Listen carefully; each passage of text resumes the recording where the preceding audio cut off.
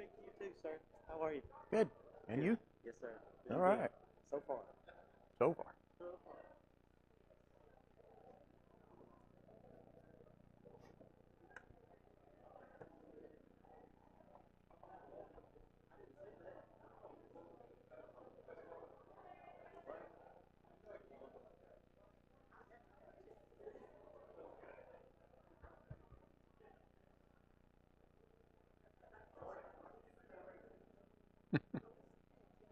We are.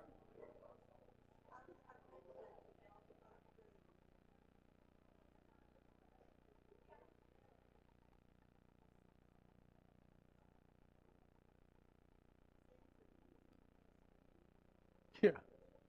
Interesting is definitely the word for it. No.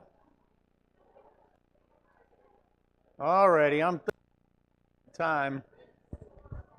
I think. Let me see if Dave sent me a link real quick.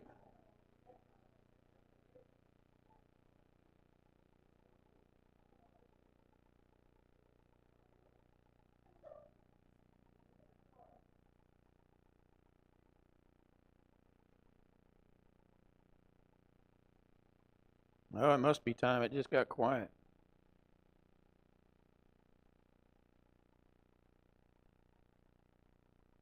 Pardon me while I send a link out to a couple of folks real quick.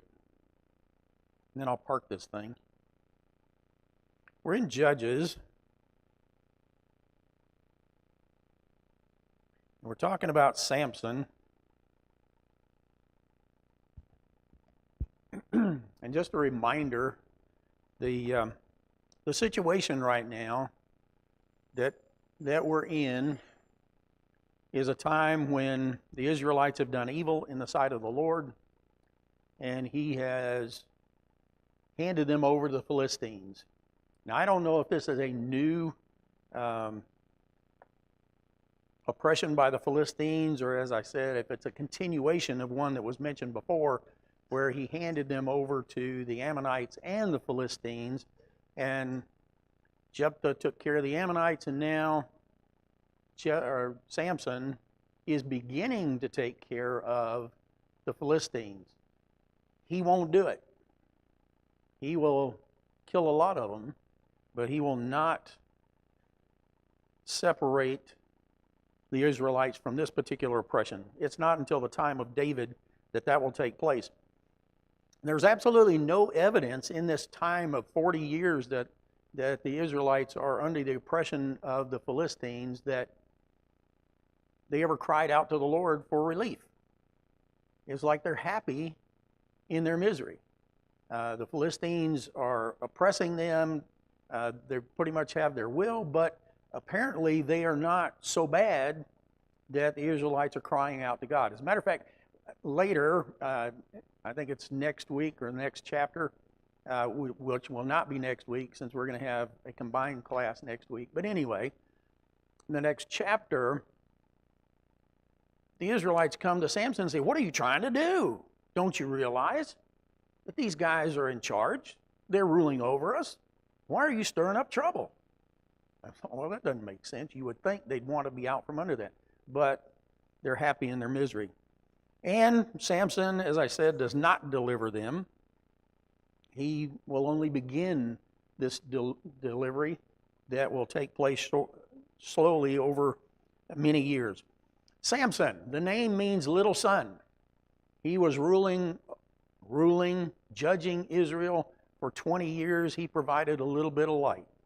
And maybe that's where that comes from. I don't know. But the name Samson means little son. He's living at a time when the standard of God's word was being ignored, and everybody was doing what was right in their own eyes. Now, we talked about Nazirite last week. Samson is a Nazirite. He was a Nazirite from birth. That was an edict that the angel gave his mom and reiterated to his dad. And so from birth on, he would be a Nazirite, even though, as we said, he would violate every condition. Now, being a Nazirite, you could be a man or a woman and be a Nazirite. You take a vow to dedicate yourself to God for a period of time. And that's another thing that was a little bit different for Samson. and Samuel and John the Baptist. They were from before they were born until their death, Nazarites. There were three basic requirements of a Nazarite, other than his dedication to God. The first is that they had to avoid anything to do with wine, strong drink, or the vine. So a grape was out, a raisin was out, grape juice was out, wine was out, and strong drink was out. They also had to avoid the dead. They could not have anything to do with a dead body, even their best, closest friend or relative. They could not be around a dead body. If they did, they violated the terms of the vow. They had to go through a process to clean that up and begin the vow again. And the last was they could not shave their heads. The hair had to continue to grow for the entire period of their vow. And at the end, when the sacrifices were being offered, the peace offering, they would shave the individual's head at the door of the temple or the tabernacle. That hair was then burned with the peace offering. So, as I said, three basic tenets. Samson violates every one of them. Now, Timnah is a town that is located on the border of Judah, but it was, and that you'll find that in Joshua 15, but it was actually allotted to the tribe of Dan, which Samson is part of, and Manoah is part of, and both will be buried there. And that you'll find that it's allotted to Dan in Joshua chapter 19. It's approximately 20 miles from Jerusalem, 20 miles west of Jerusalem, and it is about 4 miles south of Zorah, which is the town that Samson was in. But Timnah is where this lady lives, and Samson going down there. And in verse 1, it says, Samson went down to Timnah. He saw a young Philistine woman. When he returned, he said to his father and mother, I have seen a Philistine woman in Timnah. Now get her for me for a wife. You think he's a spoiled kid? I mean, sounds like it, doesn't it? I've seen her. I want her. Go get her.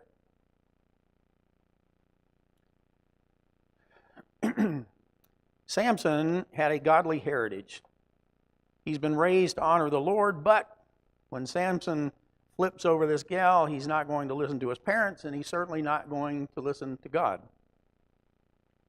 His father and mother reply as most Israelite fathers and mothers would reply, hey, isn't there a woman in our people that's acceptable to you? Why do you have to go to the uncircumcised, as they call it, and choose a woman there? What's the matter with you?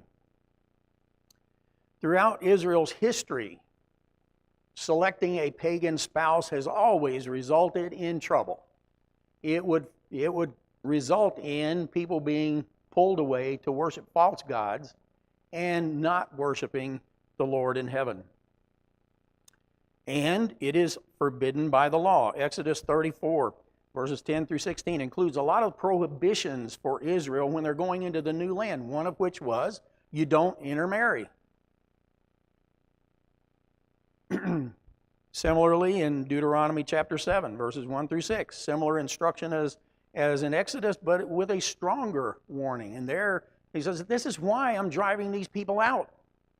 You don't want to intermarry because that's going to cause you to turn from me. And you know, there's really a similar admonition for us. In 2 Corinthians 6, verses 14 through 18, it sounds like Christians are told, be careful.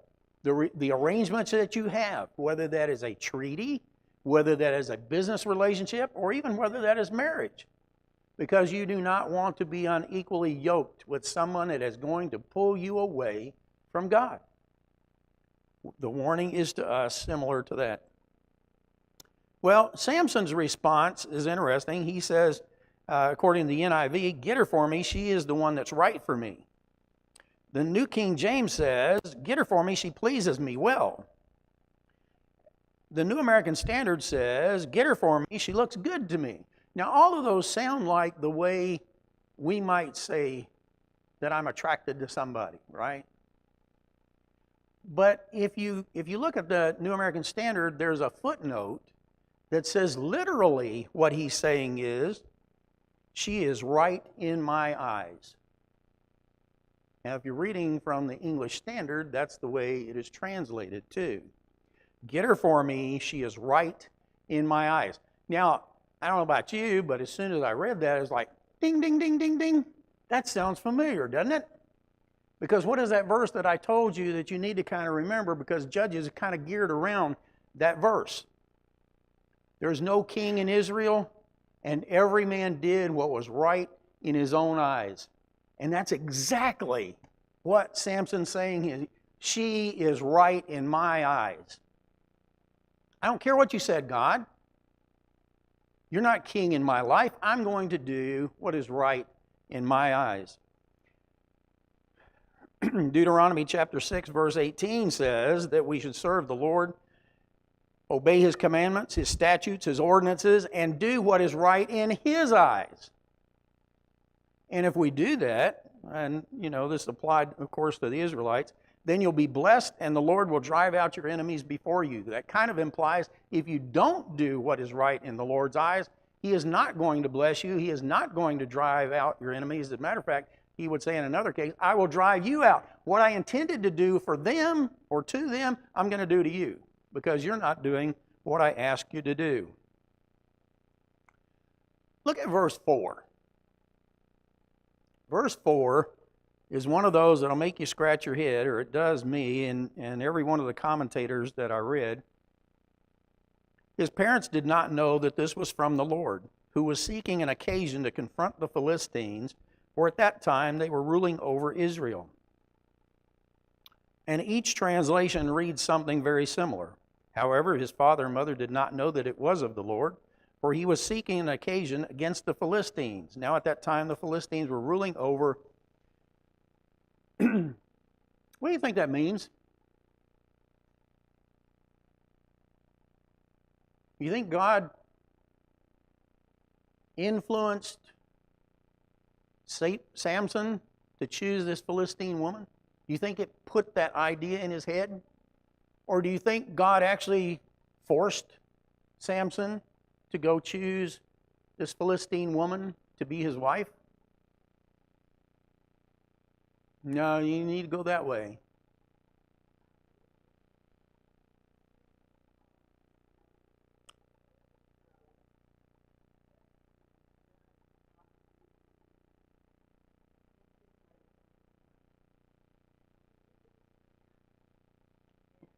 Right.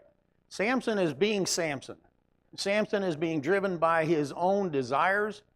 In this case, his lust of the flesh. He sees something, he wants it, I'm going to get it.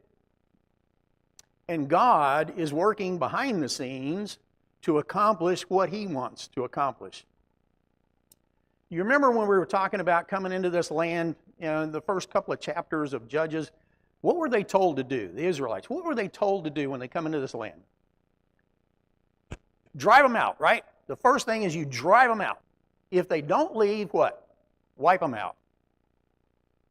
That was the option. The first thing is you drive them out and you get rid of every one of their religious articles. You don't intermarry. You don't ask for any of that. You drive them out. They refuse to leave. Then you are to wipe them out. Man, woman, and child. And destroy all of their foreign gods, idols, the whole kit and caboodle. So we are past the driving them out stage now. We're down to the wiping them out stage. And God, it says here, is involved in this, and what He is going to accomplish through Samson is really ugly, and it's nasty, and it's dirty, but it was what they were told to do in the first place, drive them out or wipe them out. And we're down to the wiping them out kind of phase. So God does not interfere with our ability to make choices, but God will work out His will in spite of our choices. And this is one of those cases. His parents knew good and well he was not supposed to marry a foreigner. My guess is Samson knew he was not supposed to marry a foreigner. But he goes 4 miles down the road to this little town, spots somebody, and brain goes into La La Land or something, and he's driven by something else. just an urge that he has. And he wants this woman. So Samson takes his parents down with him. But apparently, somewhere along the line, as they're getting to a vineyard, Samson leaves the main road and apparently his parents. I know that because there's a lion that's hiding out in the vineyard. Now, I wonder if you're a Nazirite and one of the things that you are not supposed to do is have anything to do with the vine, right? No wine, no strong drink, and no raisins, and no grapes, and no grape juice. What are you doing going into a vineyard?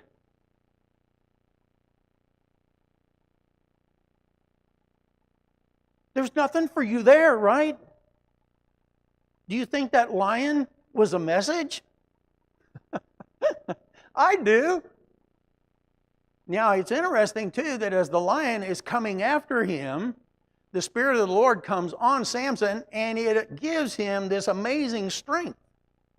He tears the lion apart. It says as you would tear apart a small goat. Now, I can't imagine. The way it's written, it makes it sound like, well, anybody can do that. I don't know about you, but the idea of being able to tear apart a small goat with my bare hands, I don't have that kind of strength. It just boggles my brain that it would use that comparison, but apparently, no big deal. To me, I think God was sending a message. It did not work, though. So he gets back with his parents by that time, I guess, after he leaves the vineyard, probably patting himself on the back. Wow, what amazing strength I had. Maybe God was trying to tell him, show him what kind of strength he could have if we would allow the Spirit to work in him.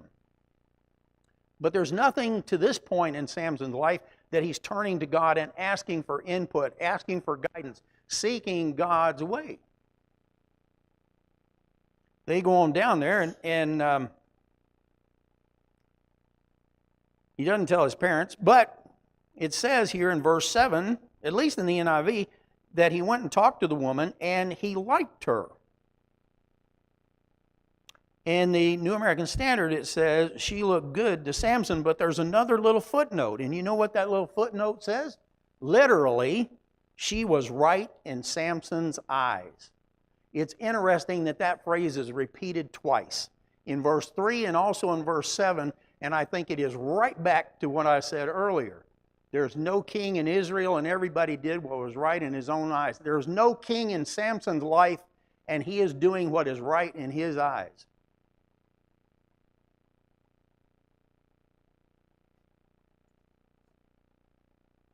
Samson comes back another time. Now he's going to marry her. But on the way, he goes into the vineyard again. He didn't learn anything. He goes into the vineyard again. He wanted to see if that carcass was still there. He sees the carcass still there. And then he touches it. Right? He goes and gets honey out of this carcass. Now, he's probably already violated the first one about being around. I don't know if he touched the grape when he was there before or not. Maybe he didn't. So we'll save that one because he's going to violate that one later anyway. But as soon as he touches this carcass, he has violated one of the statutes of, or one of the requirements of the Nazirite vow. He was not supposed to have anything to do with a dead body of any kind. And now he has. And he gets this honey, and he's eating this honey, and he meets up with his folks again, and he gives it to them. But it says he doesn't tell them where the honey came from. Regardless, they're all now unclean. You know, what is it? Leviticus chapter 11 talks about clean and unclean food, and also talks about your being clean and unclean, and having to do with a dead body makes you unclean. Anybody.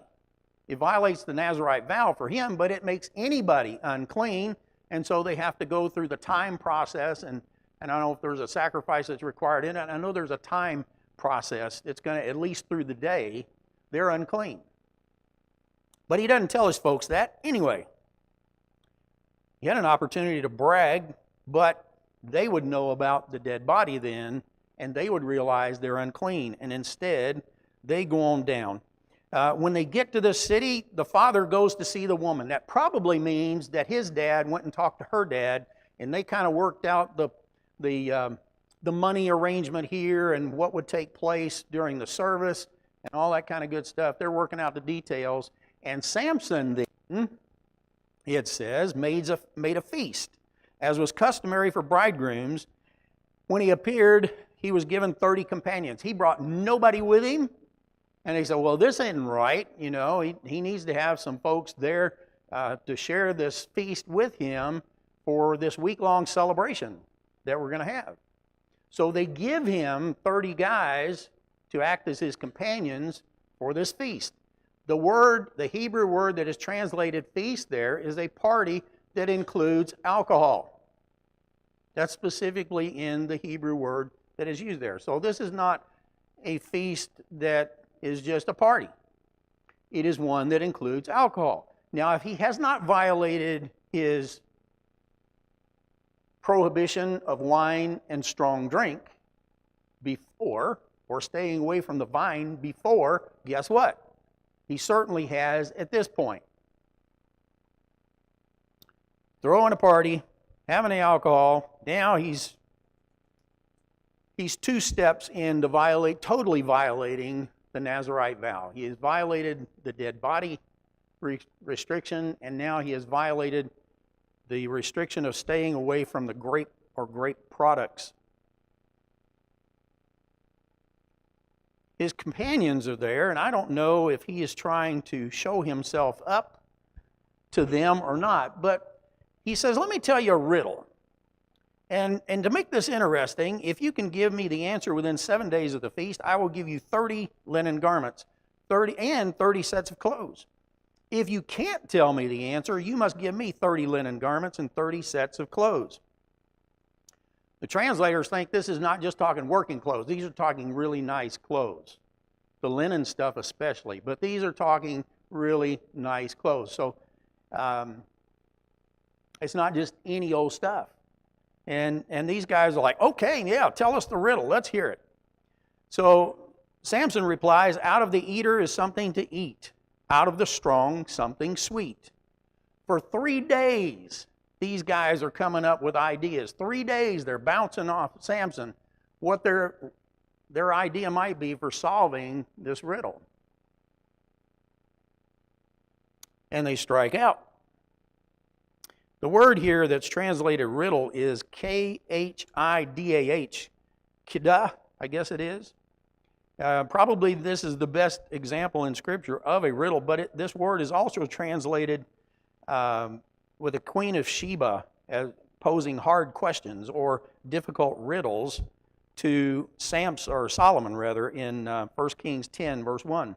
It's also the word that is translated in Daniel 5:12, talking about Daniel's ability to interpret dreams, explain riddles, and solve problems. Now, the next one depends on your translation is what you have. Most of us have on the 4th day. And that would logically follow, because 3 days these guys have struck out trying to explain this riddle. On the 4th day, they go to the wife-to-be, and they kind of put it to her. Some of your versions may have 7th, and as I understand it, there's only 1 letter difference between the 4th and the 7th. But most have settled on the 7th. Some of the older manuscripts have 4th. Some of the older manuscripts have 7th. I'm guessing 4th. Most of your translations will have a footnote explaining that some have the 4th and some have the 7th. Anyway, I'm thinking that's it. But they go to the wife-to-be on the 4th day, and they say, coax your husband into explaining this riddle for us, or we will kill you and burn your father's house down. Now, I don't know there again, the translation, if his father's household, we're killing everybody, or it's his house. Could be his entire household. Could be just his house, but she's going to die either way. So, They also accuse her of inviting them there to rob them. The thought being that maybe she's in on this with her husband. Maybe this is something that the two of them are working together to get more gifts. The two of us will be much better off if we can extract more out of you. So let's pose a riddle that nobody can solve, and we get more stuff. Well, she quickly dispels that because she's got no idea. Otherwise, she'd have fessed up right then what it was. But instead, she goes to her husband. She throws herself on him, sobbing, "You hate me. You don't really love me. You've given my people a riddle, and you haven't even told me the answer." And Samson's response is, "I didn't explain it to my mom or dad. Why should I explain it to you? This is not personal. I'm not telling anybody."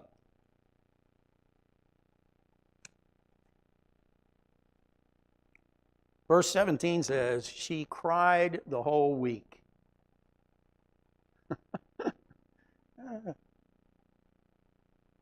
I don't know that I've ever frustrated Peggy enough that she cried all week. But apparently she's been bothered by this riddle since day one, since it was first posed. She wants to know the answer.